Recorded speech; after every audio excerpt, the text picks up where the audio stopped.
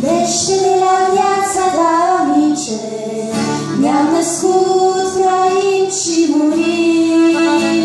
Suntem ca umbra foarte trecătoare, de ce suntem aici, încotro pășim.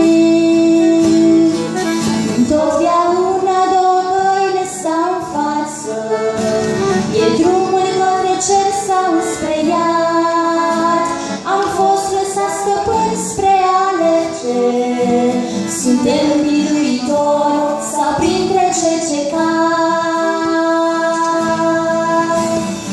Astăzi e ziua cercetării, azi e momentul potrivit. Alege calea vieții, Iisus ne-a mântuit. Astăzi e ziua cercetării, azi e momentul potrivit. Alege calea vieții, Iisus ne-a mântuit.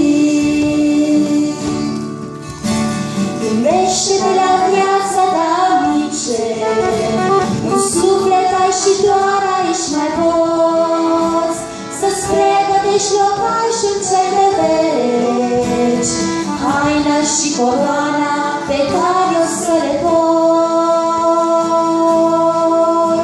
Când prețul e plătit de Fiul și darul de salvare ți s-a dat, te rog, nu rătăci în pesta lumii.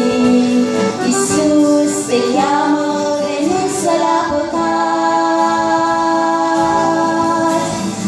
Astăzi e ziua cercetării,